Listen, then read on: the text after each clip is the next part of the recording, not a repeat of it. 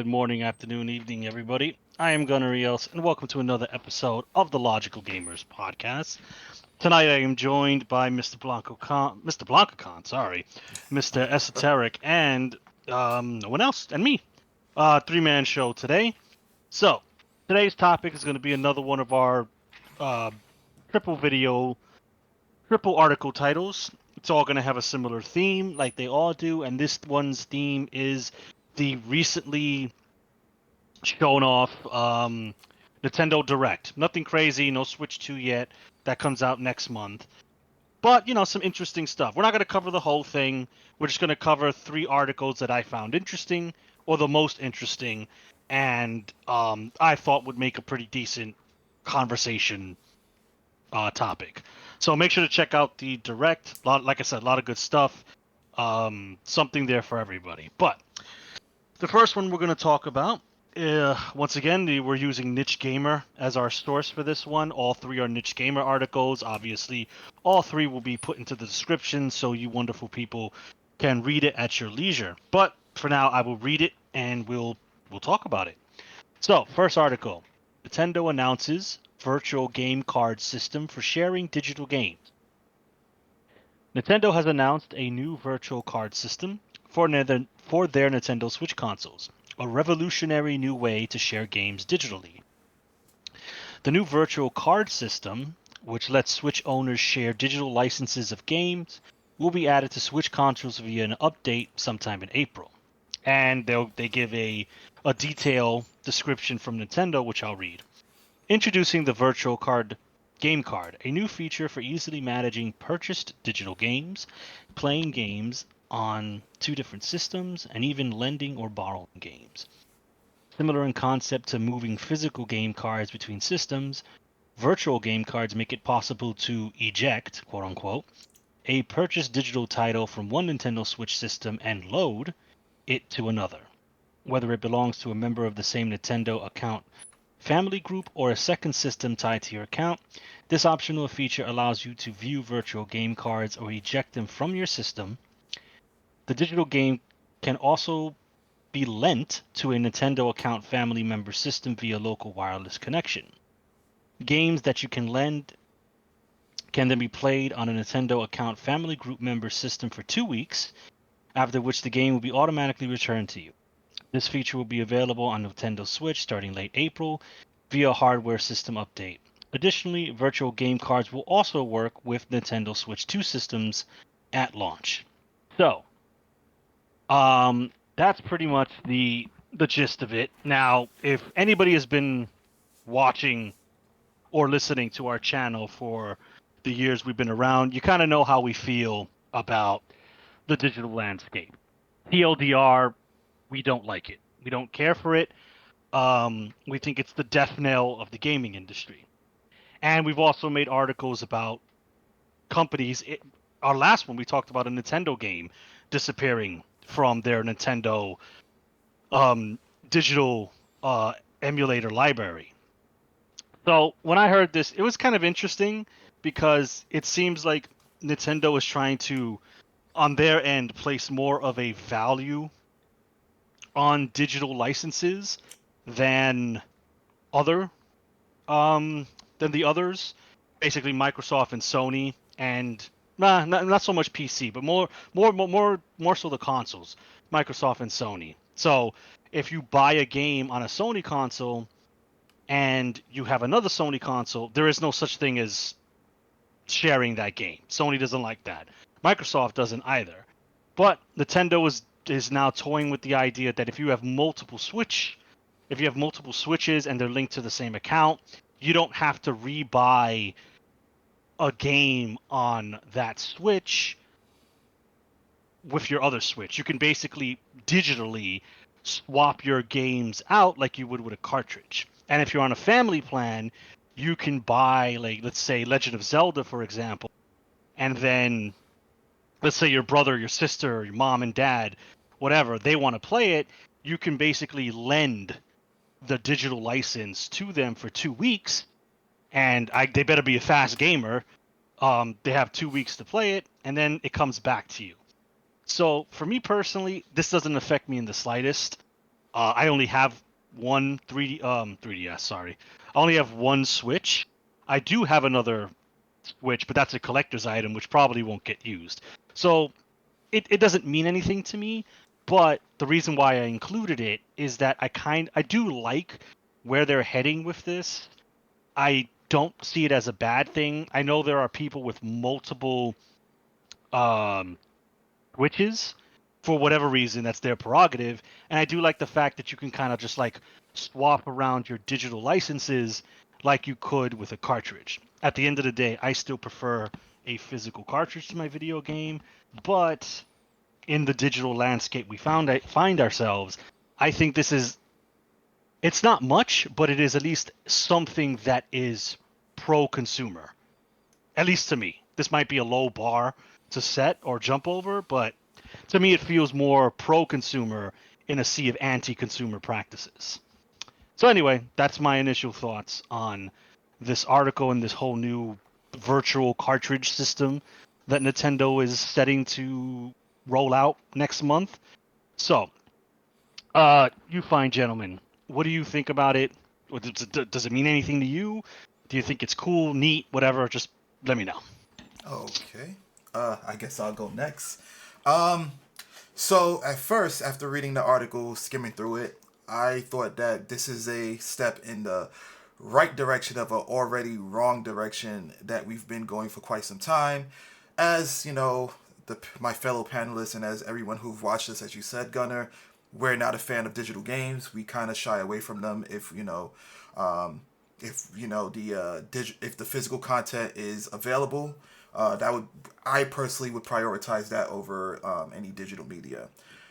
Here's my concern about this particular thing that they're implementing, and that is local wireless connection. So if I'm reading it correctly, that basically means that the only way for you to transfer your media is for someone to be within your local wireless connection, or both of you guys have to be within the local connection in order for you to make the transfer. Now, I was thinking to myself, if that wasn't the case, if that was like any wireless connection, that would be amazing. It would be a nice middle ground for everyone to be able to swap their media for digital games, which would be, I guess, somewhat phenomenal, right? But now I'm questioning it because it's like, how is that any different between swapping physical games? Like, if the person is already in my house, if the person, in order for us to make that that physical swap, we would have to physically be amongst each other in order to make that trade. So that's where the concern for me is with that, the local wireless connection.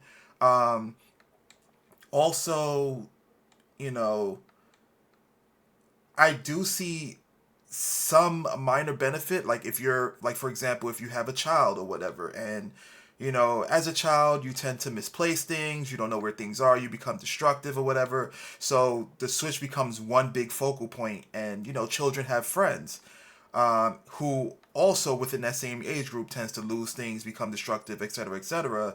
So I do like the point of the 2 week thing being implemented, but that's the only possible reason I can see this being used, right? Um, like having multiple kids in a household and there's one game, but that kid isn't playing it right now, so you can have it swapped to another console that your other child has. Okay, that's great. But other than that, I don't see the appeal. I can't have a game, a digital game, and say like Blanca Kong, here you go, try this game out for 2 weeks. I can't do that because we're not on the same network. So it's ridiculous. If it was more of a wider net where I can trade with you guys and you guys can trade back with me, I can definitely see the appeal. But for it being a local wireless connection, it's no different than physically having the media. And here you go. It's kind of like that parody that what was it, Sony made about Xbox when they were implementing the glorified installation disc, where he just handed the game over to the next person and it was like, oh, this is how sharing works or whatever. Um, so yeah, with that being said, at first initially I was okay with it. I was like, yeah, this seems like good. But it's just those three words that kind of deterred me away from it entirely. So yeah, that's my So, take on it. so just a little clarification before we pass it off about you're right. It does require a one-time connection, and I know this is the same thing we talk about with the Sony disk drive, Hmm. but it's a local connection. It's not a online connection, so you don't need internet to do it. And from the video they showed, it's one time, and then you don't have to do it again, unless you lose the console or something. Okay, so could you okay in terms of the local wireless connection? Could you elaborate? Are you saying that? Because I definitely did get that misconstrued. If and you know if I'm incorrect, then I certainly apologize.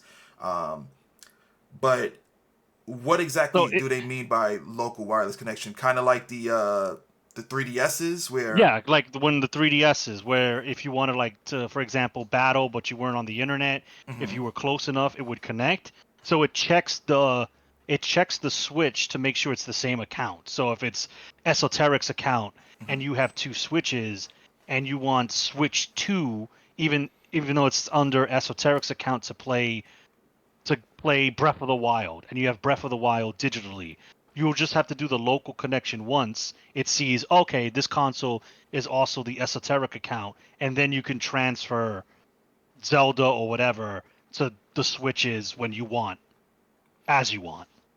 So it's not every time. You don't have to do it every time.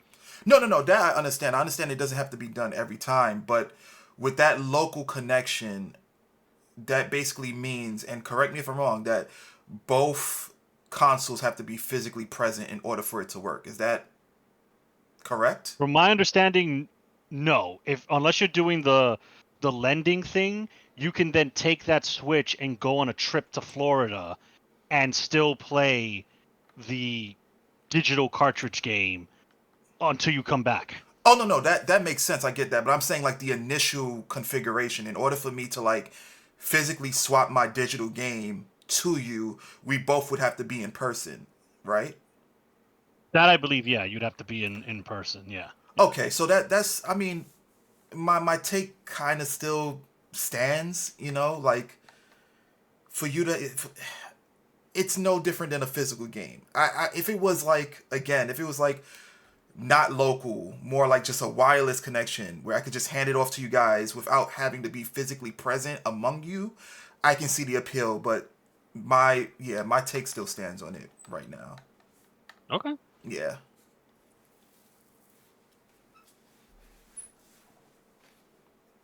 All right, so obviously I'm not big on digital. I like my physical games, but I think this is a great idea. Um, it's something, right? They don't have to do this. Hmm. They could have just left things the way that they were, and have you, if you have three kids and they all want to play Mario Kart 9, looks like you're gonna buy three copies of Mario Kart 9. Yeah. Now, maybe you could, that parent, that hypothetical parent, can buy Mario Kart 9, Super Mario Wonder, and Smash Brothers.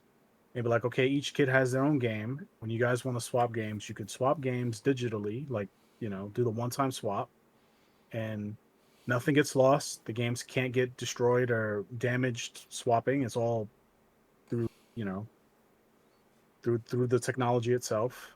So I think it's a great feature, and I think it's great for the consumers who engage with their digital storefronts. I think this is a really good thing. Um, However, if I could be, selfish for a moment, as far as like what I want, I don't want any of this because I don't download games anyway. So this means, like Gunnar said, it doesn't do anything for me as an individual because I don't engage with their digital storefront pretty much at all. I think I have less than 5 downloaded games on my Switch. Everything else is hard copy. But I think this is a good thing, and I think this is going to be a good selling point for the Switch too, and for those who still don't have a Switch somehow, this could be a selling point for those consumers in the future. So I think this is a really smart move from a business standpoint for Nintendo, but from a selfish individual standpoint, I it it hurts a little bit because I know it's a good idea. Even though Esoteric has expressed with the inconvenience factor of having to be, within the same proximity in order to do that initial green light trade. Mm-hmm. Um, I get that, but like, if this is only a problem for you and me because we live in the states, but if we work together, for example, or if we were still roommates or something like that, that would be a non-issue, right? It wouldn't be an issue at all. Mm. So I think it's just inconvenient probably for like me and you if we decided to engage with the digital storefront and utilize this feature. What I don't like is this is Nintendo taking a step closer to a all digital future. And so if they see a lot of success because of this, which I think they will, this is just a bigger stride toward that all digital future that I really don't see, but it will happen whether I like it or not. And Nintendo was the last kind of like was the last bastion of hope to have physical media. And so I could see this being a big fucking nail in the coffin that is physical media.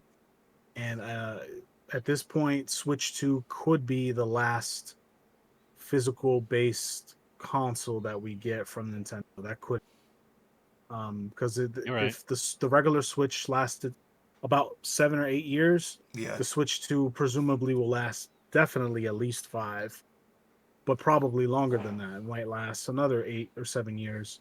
And so in 8 or 7 years, we'll be in 2032. Uh, a lot can happen in 7 years. And True. so if this works great for Nintendo, what's stopping Sony from doing it on their PlayStation? What's stopping Microsoft from doing it with their Xbox platform, whether they have physical consoles or not? And it just becomes a service, which is a prediction I have. Uh, it'll just it'll just make that transition a lot easier for consumers who are already either in that ecosystem or thinking about making the jump to that ecosystem. And this will just be a really attractive push for those people to do so. It's not enough for me, but I see the appeal of a feature like this, and it can only get better, right? Because who's to say that they won't introduce a buyback program where it's like, Good okay, point. you're done with Kirby All Stars. Cool, you bought the game. We're willing to offer um, a Nintendo shop credit of $20 toward your next purchase. And so in doing that, people are going to see, oh wow, I can just yeah, I don't get all my money back, of course, but I get something back. That's great. We didn't get shit before, so this is a great like. This is the problem when you have little, they can drip feed you like the smallest features, and it seems like a big deal because it's like you didn't have it before, so it's like, well, fuck, this is amazing. Yeah. So I could see people taking it that way, and them introducing a buyback program will just push people further into that ecosystem. And by then, the physical content is done. Like once that happens, that's it. It's over for physical media. 100%. There'll still be physical media, but it'll be like records where you have to go to specialized stores and you might have to wait longer for these companies to press and make these products available to you. So like me, I'm looking like 10 years into the future with this stuff, and I'm just like, ugh, this sucks. But I see the initial attraction. I see it. So for those who care and those who buy digital games, it's a win for you. So good for you and enjoy the feature. That's all I have to say about Yeah. I mean, if I have to analogize the situation, it's kind of like when you're trying to spoon feed a child vegetables, so you kind of mix some other ingredients in there to make it more edible for them because they don't like greens. So you try to put other things like gravy or mashed potatoes or something to make the taste more, tolerable for the child. That's essentially what they're doing with digital media. But yeah, I definitely do see the appeal with the kids. I know it's a huge inconvenience for us as well, but it's like if we were working together, it if we both if I had a physical media, if I had the physical copy of the game that you wanted to borrow, I could easily do that. I think the appeal would most likely be like, let's say you don't want to give it back, or like, um, You you're taking forever to return it. Then yeah, but got 2 weeks, bitch. but besides that, it's like, no, it's I mean, yeah, I'm just saying, 2 weeks ain't enough for some. Imagine me it lending you isn't. Xenoblade for 2 weeks. It Yeah. ain't gonna happen. You'll get it. You get by chapter 2. Well, here's the thing. I Well, think it's got to another be like a reason why. request system.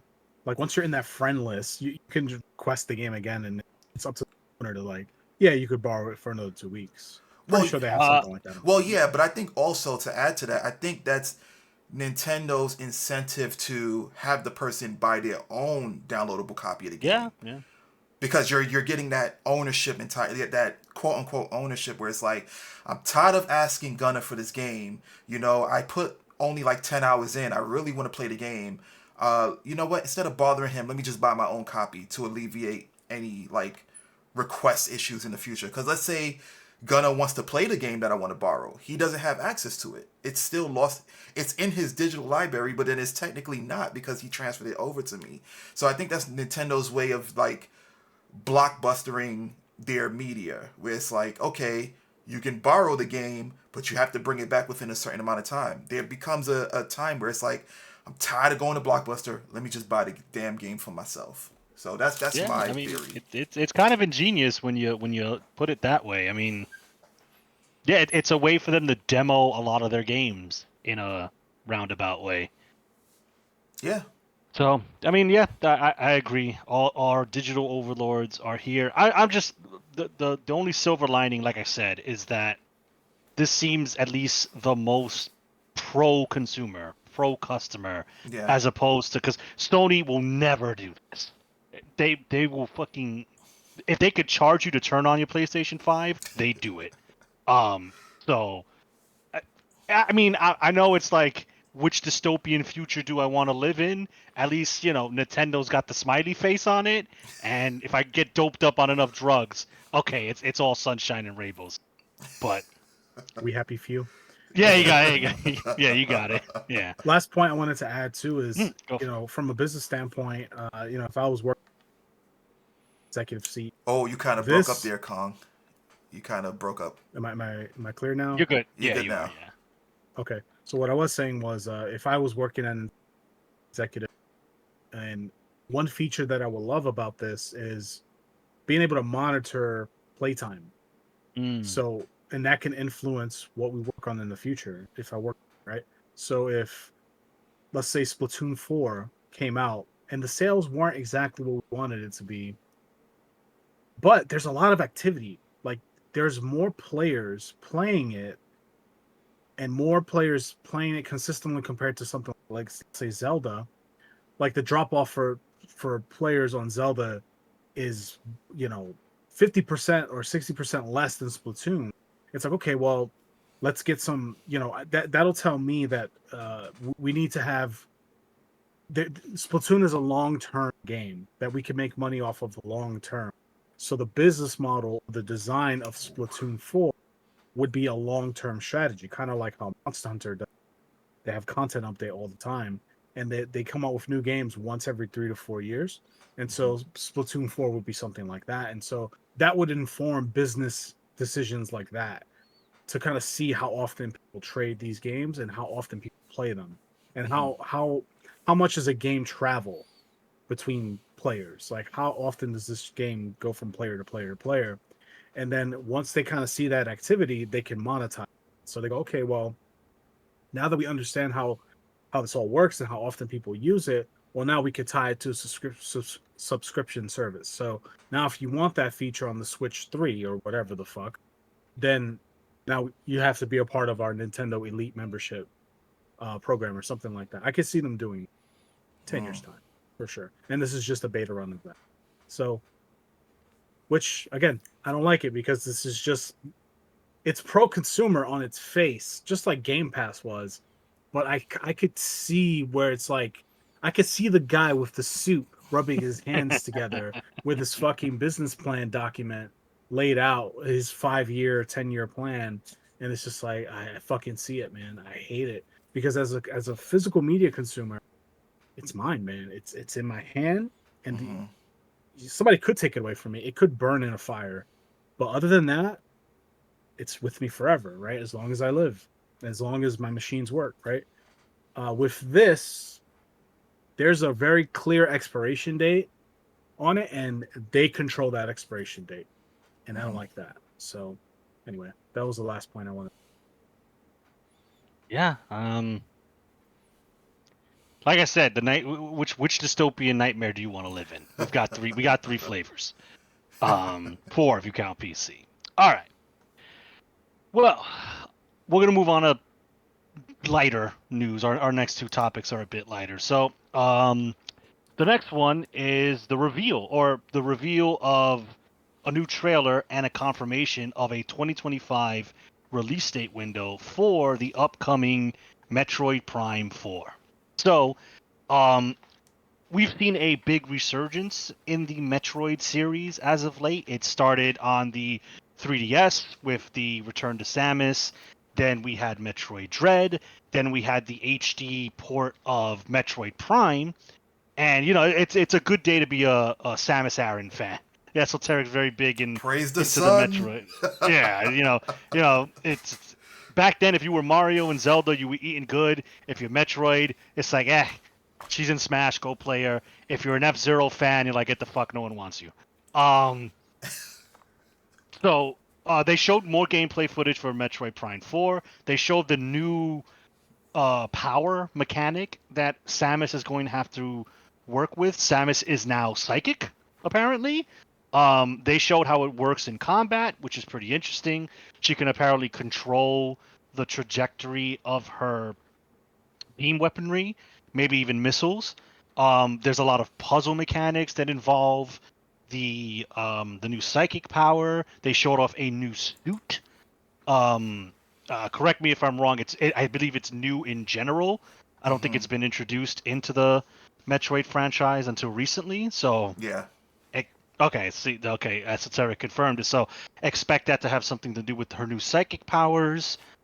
And they show obviously in the trailer we got to see how the game looks. Now I don't need every game to look like um Final Fantasy 16 on ultra settings, but it's nice to see that Metroid looks as well as it does on the Switch. Now, my working theory is that this will also be a launch title for the Switch 2, kind of like Breath of the Wild was back when the Switch and Wii U were still a thing, and Switch was the new kid, and Wii U was the old man. So I expect that to be a thing where if you want to play kind of an enhanced version, you would play it on the Switch 2. And if you didn't want to adopt the Switch 2 right then and there, it would work fine on your Switch.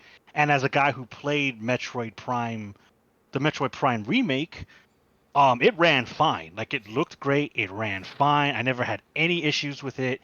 No frame drops. We'll be we'll be talking about them in the next segment. What the fuck is wrong with Pokemon? Anyway, um, so anyway, yeah, the game looks good. It's Metroid Prime. I kind of missed out on the Metroid series. I was mostly a Zelda kid growing up, so I didn't fuck Oh, with Metroid. you should have And I known came me, in. man. You should have known me. Yeah, no, I was Link to the Past was my jam. While everybody was Same. playing Metroid Prime, I'm playing Wind Waker. So that's where I was. But no, it looks good. I'm excited for it. This game's been kind of like on people's radars for a while. We heard about before that Nintendo didn't like the way the previous Metroid Prime was shaping up, so they completely scrapped it to start over with a new development team. That's pretty dicey nowadays in the video game land. So from the looks of it, it looks like it's paid off. We'll see. In 2025, they haven't given us a month or a day, but we know it's coming out this year. So, and there's only so many more months in 2025. So maybe summer or early holidays. Um, so yeah, that's my thoughts on it. Short and sweet. Check out the trailer. We'll have it linked. I would definitely look into it. If you're a Metroid fan, you've already pre-ordered 3 copies. If you're not a diehard fan, check it out. It's definitely check out Prime. It's out already. I think you're gonna like it. So anyway, I gabbed enough. I'll pass it to Esso because I know he's the resident Metroid fan. Uh, other than Wolf, but you know we got esoteric for today. Yes, yes. This has been a long-awaited, glorious moment for me. I've always been a huge Metroid fan ever since my introductory to it in Super Metroid back on the SNES. It's always been one of my favorite titles. Um, I enjoyed it to the point where I even went back on the Game Boy when I played the SNES and played Metroid 2 Return of Samus, which was also a phenomenal game.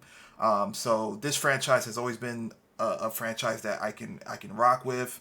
As far as Nintendo scrapping it to remodel it to redo whatever they need to do with the Prime series, kudos to them because typically that's what Nintendo does with games. Like they're very particular when it comes to their titles.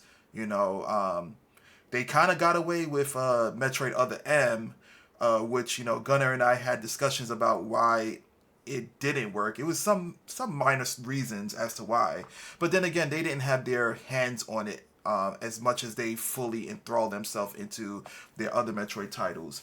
But even back, I can tell you guys a story about when they first introduced the Prime series. I was a little apprehensive about it because that was the first time that Metroid has ever converted from a Metroidvania.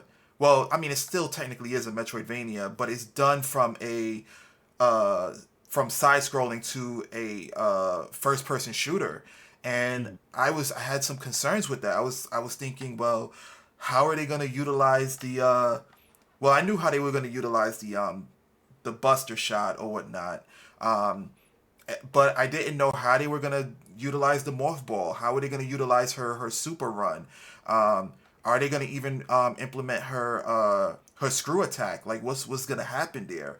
But there's a lot of things that they didn't use within the Metroid series, but they added a lot. Like the morph ball was done so well. Like it was so fluid. It worked really well. You were able to see the world through the morph ball, and how you like navigated through the areas was pretty cool. They added a visor system where you could scan enemies and whatnot. She had a couple of different beam weapons as well. The grapple hook worked phenomenally as well. They really hit the nail on the head when they transitioned her from the side scrolling to the first person view. They did a tremendous job, and then they came out with 3 games, which all of them were absolutely stunning, absolutely amazing. Um, and also, it was one of the very few titles on the GameCube where they actually utilized, in my opinion, they utilized the GameCube to its fullest potential. I think it was this game and Resident Evil 4 where they really pushed the envelope in terms of graphics and in terms of like gameplay or whatnot. And I remember getting the first one around Thanksgiving, and I was so excited to play the game. I think it launched in November. Don't remember the year, but it was around Thanksgiving where I was playing it.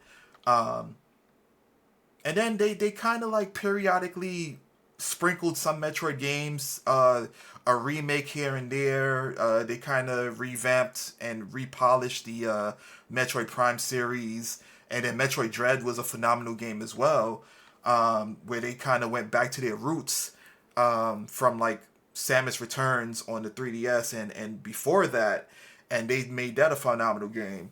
And then there was just crickets of Metroid Prime 4. Like, there was a time where it's like, oh, it's coming out. And I would get clowned because it's like, yeah, you think it's coming out. You think it's coming out. It's like, no, it's coming out. Just wait. Just wait. And then for it to finally appear right before us, where we have gameplay trailers, they have a definitive, not so definitive day, if you know what I mean. They're saying it's coming out this year, but they haven't given us a definitive date, so we know that it's coming out. Um, so with that being said, I'm really excited for it. I love the new mechanics that they added to it. Her having psychic abilities, that's pretty new. Um, Never been done as far as I recollect in the Samus game. They brought back the visor scanning. The enemies look good. The game looks super polished. Even her suit kind of looks a tad bit different. Like her original, I believe it's called the Varia suit. I think it is the Varia suit. It looks pretty good, which is honestly my favorite suit that she wears throughout her entire franchise. I just love the big ass shoulder pads. Dread was okay, but I didn't really like it too much. Um, but yeah, I can gush on and on and on about this game. I'm sure Wolf can appreciate the gushiness that I'm having about this game, and yeah, I'm looking forward to it. It's it's going to be a day one buy for me. Absolutely. I'm hoping that they incorporate maybe a collector's edition of a statue or something. Who knows? Most likely not. Um, as I'd for expect an amiibo, probably. probably, um, I'm hoping. I mean, not hoping. Uh, I don't think that I'm going to get it for the Switch 2. Um, because I don't think I'm gonna get a Switch 2 right away. I think I'm just gonna get it for the Switch if it's available. However, if Nintendo makes the decision to just have it on the Switch 2, honestly speaking, it might be and it's more of an incentive for me to get it because I've been waiting probably over a decade to play this game. If I can estimate, probably a little over a decade. And I know that it's gonna be a worthwhile investment because Nintendo makes good games overall. It's not gonna be like the PS5 where although I have a decent catalog of games now, I bought it for Demon Souls and then it was pretty much crickets for a little bit. So um, yeah, with that being said, Metroid Prime 4, can't wait. Super excited as you guys can see. And yeah, looking forward to it.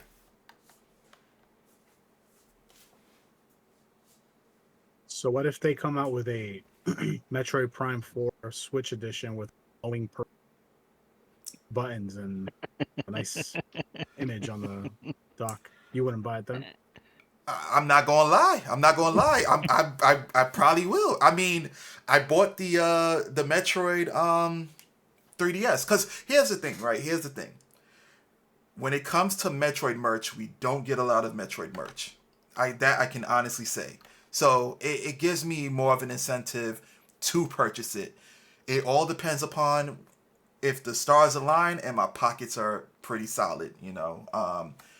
And it's a matter of when they announce it because what I like to do is I like to put aside some funds incrementally until it's time to purchase the until it's time to make the purchase and then get it.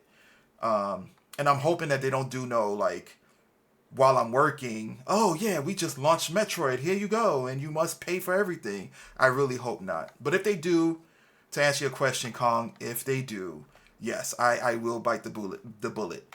I definitely will. Like I'm not even going to give no politically correct answer. No, I'm gonna bite Metroid simp all the way. Okay, well, this will be very, very short for me. I'm not a Metroid guy. I've played Metroid. I've never finished a Metroid game. I know. You can take my gamer card now. I don't give a shit. But the game looks cool. I like that they're using like bullet time, um, which when I saw it, it made me think of Fallout. Like you can kind of freeze time in Fallout and pick, what area you want to shoot at. So I'm like, okay, that's kind of cool. And then like the whole psychic telekinesis abilities to puzzle solve, and you can use it in that. Reminded me of Bioshock. Mm-hmm. Yeah, Mm. yeah, Um, yeah. so I could see them exploring that further. So I was like, this looks, removing my lack of I guess history with the Metroid franchise and just looking at it just as a game, looks very good. Looks like a very good first person shooter. So I don't know if it's a day one buy. It might be, depending on what else I have going on, but it looks like a solid game. So I'm glad for Metroid fans. I'm glad you guys are getting a solid game. It's been 8 years and since they've announced the game, so it's about time we've seen what the game actually looks like. And to know that we're getting it this year is pretty awesome. So I'm happy for you guys, and I look forward to playing it at some point. So Yeah, and definitely if you have time, because I know your catalog is pretty vast. Yeah, definitely finish up the other Metroids. If you wish to. I think they're phenomenal games, down to like the original ones. I think if I'm gonna start, I'll start Metroid 2. I think that's like the one people say that's pure Metroid. That's Yeah. where the Metroid franchise really flourishes and becomes its own. So You if I play one, I'll start there. yeah, that makes sense. Yeah. My final thought is I'm still hoping they do. Probably not at this point. I mean, probably not, unless they're working in tandem with different studios. But I'm still hoping for we get the other Prime games. Yes, Um, yes, yes. because this is a continuous story. But if we don't, I can put my, because I hate like jumping into the fourth game when there's like or I guess two games now that I haven't played. Hmm. But I'll still probably do it even if we don't get it. But it would be nice. And I never thought Xenoblade Chronicles X would leave the Wii U, and it did. So I'm not gonna say it'll never happen, but if it does, that'd be cool. But yeah, Metroid Prime 4 looking solid. Um, we'll see what happens in 2025. Speaking of another game that is coming out in 2025, the last article in our trifecta this evening is Pokemon Legends ZA reveals Royal Tournament in new trailer. So, this basically, I'll just read the article real quick because, it's super short. Pokemon Company developer Game Freak shared a new trailer for Pokemon Legends ZA, the latest mainline release in the franchise. Some details in the trailer. Choose either Chikorita, Tepig, or Totodile to be your first partner Pokemon and begin a new adventure in Lumio City, a setting that was introduced in Pokemon X and Y games on the Nintendo 3DS family of systems. Um, Here, uh, Quasartico. Pokemon. There you go. There you go. Good save. Is carrying out an urban redevelopment plan with the goal of making it easier for people and Pokemon to coexist. But when the sun goes down, the battles heat up, and nightly highly skilled trainers are invited to participate in the ZA Royal Tournament. Just enter a battle zone, which is a new mechanic, and begin your climb from rank Z all the way to rank A. Trainers who reach the top level are said to have a wish granted. Day and night reveal two sides of Lumio City. So, what will you find on your adventure? So, even in the Pokemon world, cities aren't safe. Look at that. Fucking art imitates life. During the day, it's all sunshines and trubbish on the street, and at night, fucking roaming gangs with fucking Growliths are out there to kill you. So yeah, hey. I can respect the realism. So anyway, much like it was short for Kong, this is going to be short for me.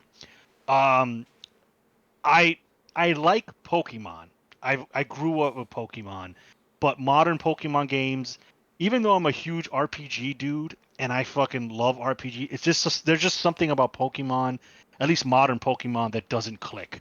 I tried I tried with Arceus because it was a new kind of like direction for the game. I almost self-deleted. It was rough. Um I tried with X and not X and Y. I tried with Violet and Scarlet. The game ran at like 2 frames. It was frustrating. I got a headache playing that game, a literal headache. Not even I'm not even being facetious, and it just wasn't for me. I've come to the conclusion that if they ever re-release Pokemon Red and Blue, I'm there. That's where my Pokemon journey begins and ends with those games. The new style of Pokemon with the IVs and EVs and egg moves, and it's just not for me. But anyway, dunking on Pokemon aside, I mean, it looks like a Pokemon game. This is my flack with Pokemon is because the thing literally prints money like it's the Federal Reserve. They don't have to try. So I'm not seeing anything that's groundbreaking from this Pokemon game. Not like Metroid, not like Xenoblade, and not like other games where you can like see, wow, this is okay, they did something with this on what is considered an archaic piece of machinery right now, because the Switch is old. In terms of technology, shit's ancient. But like with Pokemon, it just looks like it's just like that's another Pokemon game. Okay, it's gonna sell 1 trillion copies, and people are gonna buy the do. No, well, it's gonna be a single game this time, but people are gonna buy the collector's edition 4 times over, and it's just like, okay, cool, great for Pokemon, I suppose. Um, I know they brought back the Mega Evolutions, which a lot of people really liked when it came out. So cool. I'm glad they're back. I know they added new ones. I don't know about this whole like Wild Zone and Battle Zone. Apparently, the game takes place solely within the city, so I don't know. Maybe because it's a more controlled world, it'll look better or it'll perform better, but I don't know. This is not a buy for me. I only brought this up because I know we have some like Pokemon fans and people who are more into Pokemon or more knowledgeable about whether this is a good looking new title than I would be. So that's why I included it. But I can't even say good for Pokemon fans because Pokemon's like Zelda. There will always be one. And I'm more critical of this series than others because Pokemon gets away with a lot that other companies would be raked over the coal, or other game development studios would be raked over the coal with. But because it's Pokemon, it gets away with it. So anyway, that's enough for me. Gentlemen, whoever wants to take it, what are your thoughts on this? Is it something you're gonna buy? Is it something you're waiting, or is this the Pokemon game where you go, this is it for me? Let me know. All right, so I'll go next. Well, first, I am going to preface this by saying that I have been around since the dawn of Pokemon. You know, since the first episode, the first game, the first movie. I've played every I single. was there 3,000 years ago Yes, when the books were written. yes, I was there when Mew was shaping the world. You know, I was there with Arceus and them as he created Dialga, Palkia, and Giratina to deal with space time and all of that stuff, right? So basically, I just say that to say I've been playing Pokemon for quite some time, and over the years, from the transition of the Game Boy to the GBA to the DS, you know, to the 3DS, even some instances with the Nintendo 64 and the GameCube, I have purchased every single Pokemon game day one, right? Even till now, since Sword and Shield, since uh Legends Arceus, and even Scarlet and Violet. Okay. Um my excitement for Pokemon unfortunately has dwindled. Because it's just they're just it feels like they're just throwing shit on the wall to see what sticks. And it kind of started with Sun and Moon, honestly. It kind of started with Sun and Moon. Sun and Moon wasn't too bad because they kept the traditional, for most of the traditional like mechanics that make Pokemon game a pretty good game, but it lost its luster for me there, kind of sorta. Um, and then Sword and Shield was just okay. Arceus, you guys literally saw me stream it. I perked up and was really hype about the opening world and the real time battles and whatnot. But then as I was playing it, like my battery was just depleting. And I didn't realize it. You guys saw it on my face before I even realized that this was what was happening to me in Pokemon. Um, and then I even went and said, okay, whatever, it is what it is. And then I gave Scarlet and Violet a try, and they did try something new, which I enjoyed. I liked the open world aspect, but the game just wasn't playable. Um, and then I don't like the flippity flopping around. You know, you had a great structure with Mega Evolutions, which they brought back with this game, which I enjoyed. a lot tremendously because it made some Pokemon good that were bad, and it made some Pokemon that were good even better. And I thought that they would slowly, gradually implement that to like the Pokemon moving forward. But then they pivoted away, and then they went to Gigantamaxing. Then they went to crystallizing or whatever the hell it's called. Which, no. They went from the Z moves, and then they went from the Gigantamaxing to the crystallization. Which I gotta say, the crystallization from a competitive standpoint is pretty good because it changes the Pokemon's overall what you call it. Typing. Yes, thank you. That's the word I'm looking for. It changes its typing. So there's so many different like ways you can utilize your team more effectively or whatnot. But it's like they're just throwing shit on the wall to see what sticks. And then they come out with this game, which it looks interesting, but we already know it's just it. To me, it reminds me of the Safari Zone, but with battling involved. It's like during the day you go catch a Pokemon, yada yada yada, and at night you fight. I don't see the appeal. Maybe I have to see more. I don't see the appeal for it.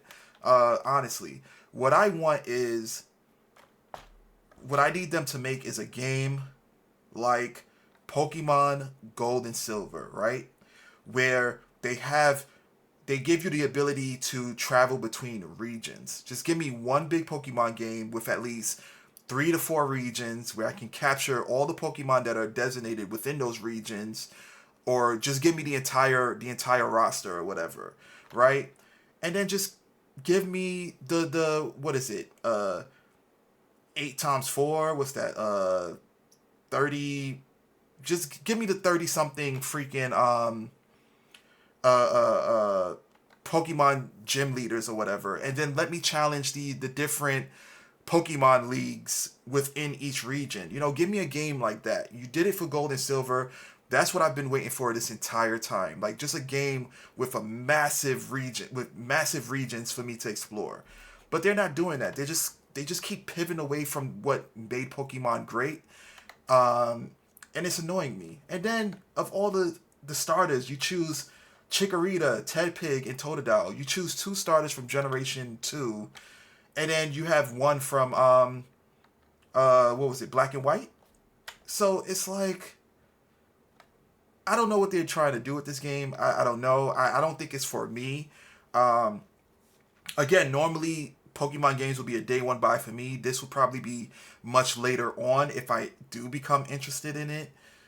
Um, but I pretty much say that to say that for me now, at this point in my life, Pokemon has lost its luster, and it's unfortunate because it was one of those very few childlike things that I grew up with that kind of stayed true to what it was up until some years ago. So I'm a little disappointed. It seems like they don't care about the franchise altogether. Like they literally gave us shit when it came to Scarlet and Violet. You know, it's one thing to have a game that has bad mechanics. It's another thing for it to just outright not play properly. So I'm just a little annoyed with Pokemon. So yeah, to answer your question, Gunner, it's not gonna be a day one buy for me. It might not even be a buy at all, considering that Nintendo games don't go down in price that much. I would have to really, really, really be intrigued by what they provide in this game for me to buy it. So, yeah, No, fair enough. yeah, that's my point, my take. Interesting. So I don't know how to feel about this one. So I've been playing Pokemon for a time. I was also there at the beginning when they wrote the books. I've been playing Pokemon since Red and Blue. I played pretty much every mainline Pokemon game since. I think the only one I skipped on was Ultra Sun and Ultra Moon because I hated Sun and Moon. So I was like, I'm not buying the expansion, even though it was a way better game. But I was already like, how Esoteric feels now is how I felt then. But I felt my intelligence was insulted the trials instead of having the gym battles. Yeah, it felt like the Orange Islands of the series. It's like, what? Yeah, it felt like a filler. It's like, what are we doing here? Um, I don't know how to feel about this one. Like, I might get it because it's focused around battling, which is what I enjoy most about the Pokemon games. And there seems to be more of a focus in this game. Like, there's a mountain to climb in this game. So instead of like getting the gym badges and beating the Pokemon League, now it's just like, okay, explore the city and then just rank up to rank A. That's it. That's the goal of the game. And so if that's what the game is, then I think I can play it. And I can just engage with that aspect of the game and then be done with it in a month. I might get it and just play it, train up a few guys, go through the ranks. I hope that the battling is challenging. I hope they really force me to really think about team composition and all that. I hope that's in the game. Um, it might not be. We'll see. Hmm. I'm hoping that's what's in the game. I liked the concept of Arceus. I thought Arceus had a lot of promise, but it lacked focus. Like there were things to do, but you can tell that everything was padded. Like the tasks that were given to you were just padded on, just designed to kind of prolong your time in a particular area. Like the goal of that game was to research the Pokemon, right? And it's like, okay, that's cool. But like, how do you research? Oh, do tackle 60 times. It's like, Yeah. you know what I mean? It just it felt like lazy design, Hmm. frankly. And so Scarlet and Violet, I liked what they were trying to do, but I think it was just poorly paced. In that game I found myself in the high level zones earlier, but the game didn't scale with me, so I would I took the wrong route and ended up in high level zones, which was enjoyable to me because it was challenging. That's because I was in a zone I wasn't supposed to be in. And then when I got back down, I was like, oh, why is everything level 20? I'm like level 40 something. It's like, oh, okay. I took the wrong fucking road. Um, and usually Pokemon games will stop you taking the wrong road, Yeah. but they wanted open world. And ended up like, you know, just souring the experience because now it's just like I'm just killing every one shot. Like I don't even pay attention in the game, so it's not engaging anymore. But of course, that was my fault.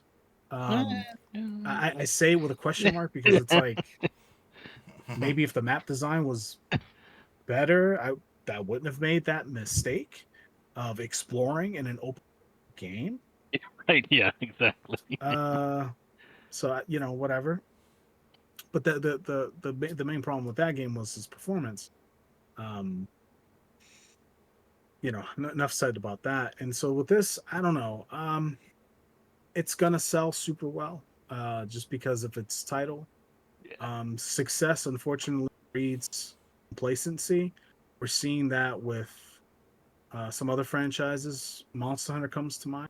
I feel that Monster Hunter and Pokemon are like occupying very similar spaces. I think Pokemon is way more egregious, and I hate to compare the two, but I think I'm at a point where I've engaged with these franchises that it is now impossible for me to be excited or satisfied for any product that can realistically be made given the the nature of the industry and everything, where they have deadlines and they got to get the game out before the fiscal year ends.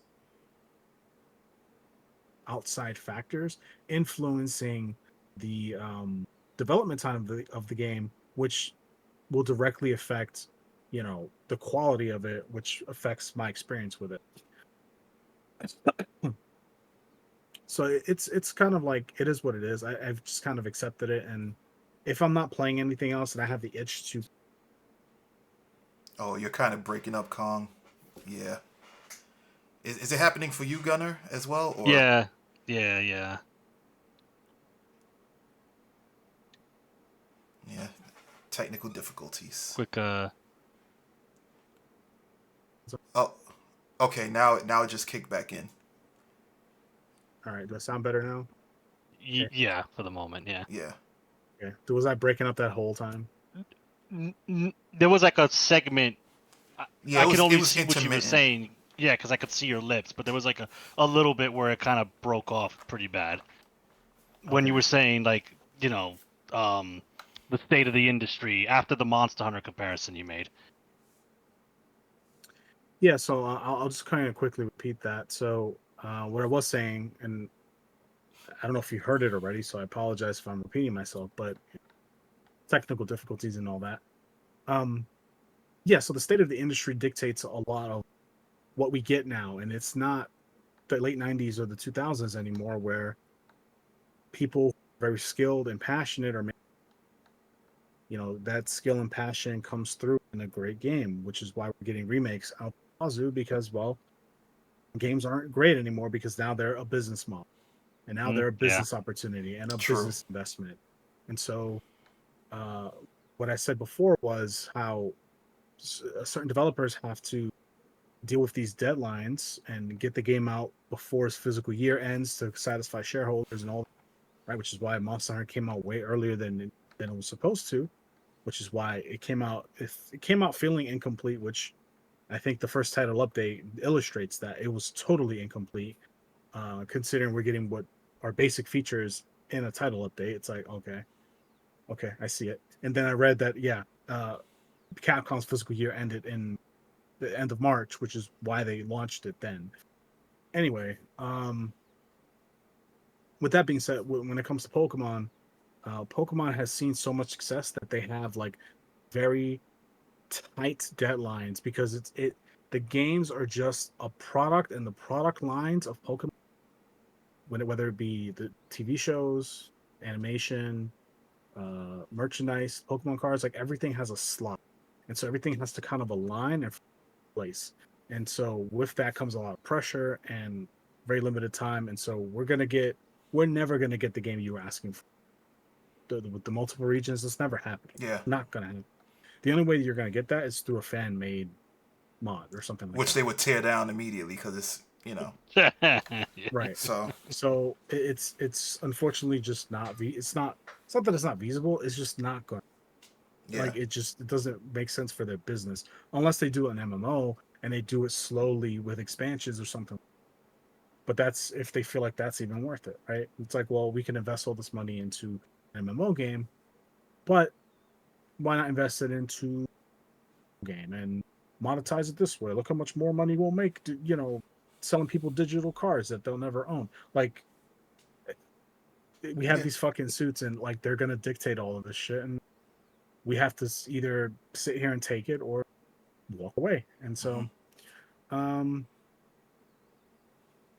yeah, I may get it if I'm feeling in the mood to play a Pokemon style game because it has that focused kind of like goal at the forefront. So I might get it for that. The game looks okay. It doesn't look amazing. It looks fine. Looks better than Scarlet and Violet. I'll give it that. Um, yeah. So I'm kind of lukewarm. I saw it. I was just like, okay, cool, I guess. Um, Yeah, so I mean, we'll see what happens.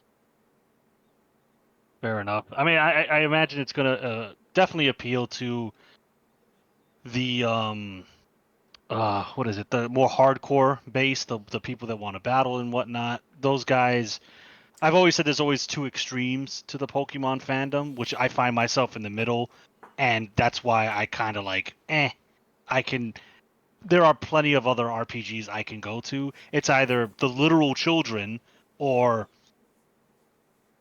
I'll be nice, older adults that just want to play it because it looks cool, The it's cute. sweaties, the Yeah, sweaties.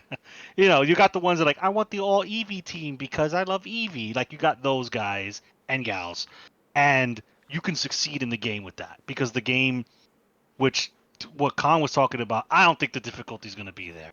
I think you're going to steamroll that game because they want the 5-year-old to steamroll the game. Yeah. So that's another reason why I can't get into it because as an RPG guy who plays Shimigami on the regular, it's just like I'm looking for 3-hour boss battles with instant death mechanics if I fuck up my heal rotation, and Pokemon is just like, do the big move and you'll probably kill it. Well, well, maybe to interject, Gunner, maybe they might have a battle tower or whatnot. Because the thing is with Pokemon that they have done they have done well in past games is that success is a spectrum. So it's like each player has their goals, and depending upon that goal will determine like their success, right? So you have some players that just want to beat the game. That's when they're done. You have some players who want to do the beauty pageants or whatever. That's done. There's some people that just want to breed. That's done. And then you have the people who like want to compete, so they do all the EV and IV training and so on and so forth. So that's why I say with Pokemon it's a spectrum. So hopefully they might emulate that from their previous games to this one. Um, I question, is this game even multiplayer? Do they allow you to compete against other players? Have they spoken about that? I haven't heard They anything on haven't that as of said yet. anything. Okay. They haven't mentioned it. I don't. It may or may not. It might be a part of an update in the future. Hmm. This is my theory, right? Call me crazy. I think every Pokemon game that we've gotten since has been pieces to a larger potential puzzle. So each Okay. game is them exploring new options with Pokemon and packaging segments of what used to be a full game into a game. So it's kind of like what they're doing with Final Fantasy VII, where it's just like Uh, there's Final Fantasy VII, and now there's modern Final Fantasy. It's just like segment, but like these segments are just parts of what used to be the full game. Granted, of course, development was different in 1996 or 99. Well, the game came out in 97, right? Final 97, Fantasy, 98. yeah, It was 97. 98. It was 97. Okay, Yeah. that game took less than a year to develop, by the way. Hmm. So so I guess you could say 1996 working on it, and it's in 97. So of course, games take longer to make because the demand is higher because us as consumers have been exposed to more, right? So now our expectations are here and not here. So I understand that. So with Pokemon, we want the full Pokemon experience, but it's just like, well, we also want the modern code, we want modern physics, we want modern features and stuff. And that's not feasible because that kind of game would take 6 years to make easily, right? So what they do is, well, we want to make a modern Pokemon game. Let's do Sword and Shield. And so Sword and Shield, wasn't open world. It was more like classic Pokemon where like you had like routes that you had to stick to and stuff like that. It was just corridors really. It looked open world, but it wasn't open. Then we got Arceus after that. Arceus was a true open world game, but it was a shallow open world game, right? And so they were testing, okay, well, free movement, you know, models running around, you know, having vast areas that you can, whatever, right? Once you get past that, the game was shallow as fuck. There was nothing Yeah. to do. Yeah. The story was bad. Like you could tell all the effort went into the open aspect. Then we got Scarlet and Violet, which was it was Sword and Shield and Arceus put together, open world, full game, 8 badges, Pokemon League, blah blah, blah, right? And each game had a gimmick. Like they always use gimmicks to kind of like, this is the thing in this game. You get to crystallize or you get to Gigantamax or whatever, right? And that works for them because that's a selling point, just a pitch, right? People see that and they go, "Oh my god, I can turn Eevee into a whatever type," and so they lose their mind and they don't see going on.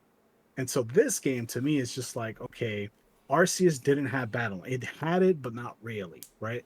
Now this has open world, but it's in a confined space, right? Because they realized Yeah. the fuck ups that they Yeah. made in the past few games. Easier to It's control.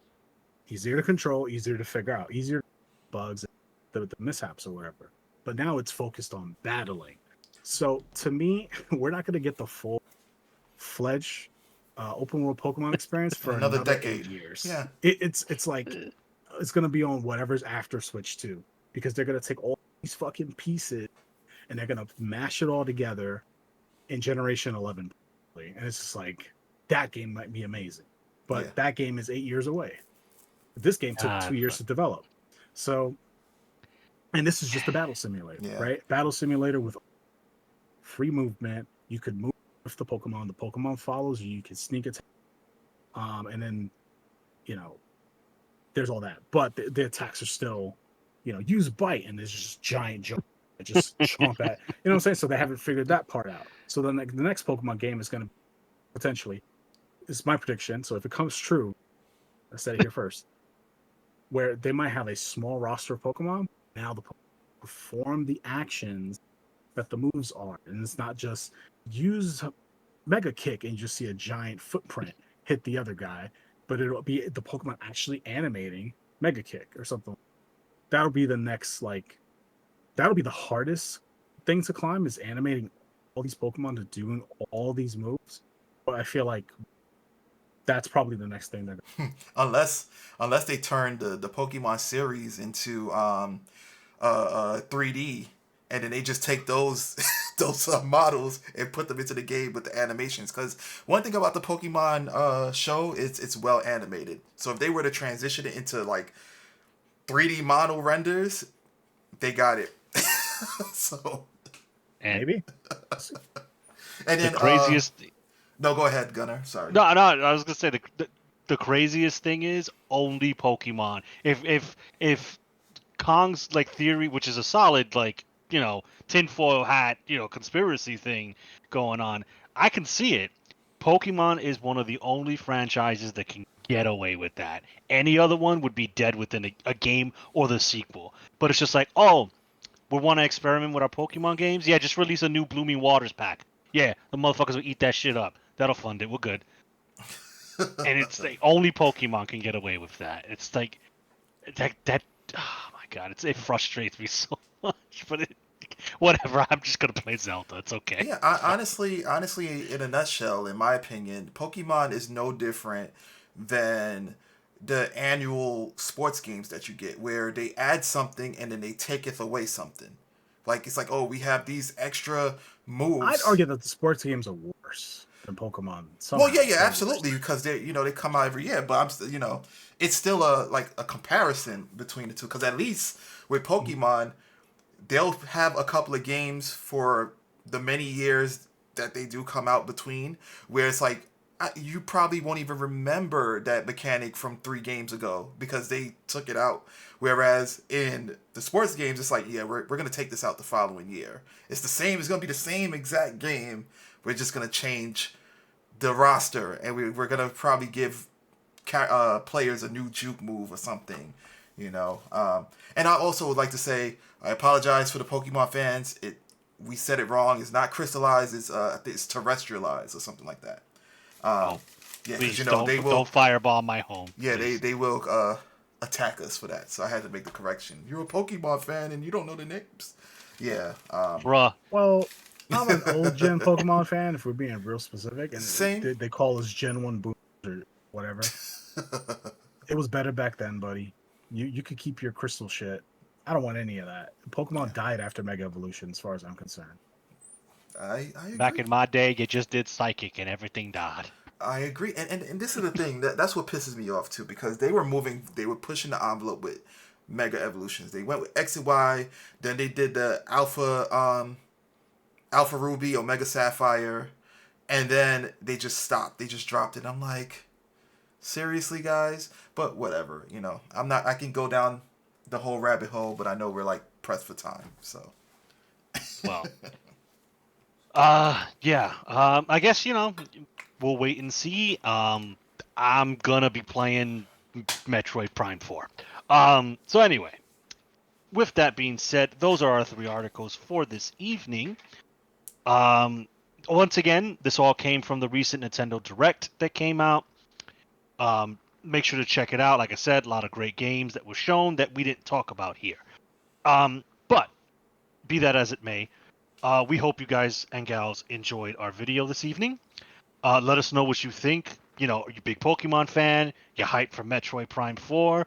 Are you the parent who's looking at this new digital cartridge system and thinking, oh, this is great. Christmas just got a whole lot easier. Let us know. We always appreciate comments and questions and concerns. We make sure we look at them, we read them, and we respond when we can.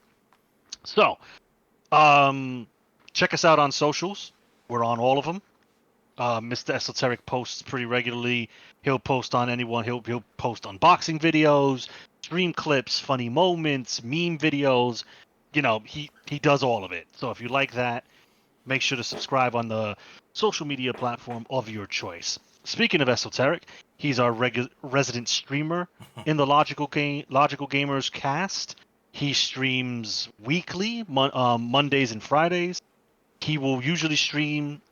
He can also stream on a random day, depending on the game he's feeling. Right now, as of the recording of this, he's been playing the new Assassin's Creed Shadows game that came out. But hey, you know, he might be playing something else. Variety streamer. He's always playing something different. So make sure you subscribe and check him out. We got a good, solid community over there. We're always looking for more people to join. So, Yep. with all that being said, thank you, gentlemen, for joining me this evening. Great panels as always. And thank you, ladies and gentlemen, for. So, with that being said, I'm Gunnar Rios, and I will catch you all in the next video.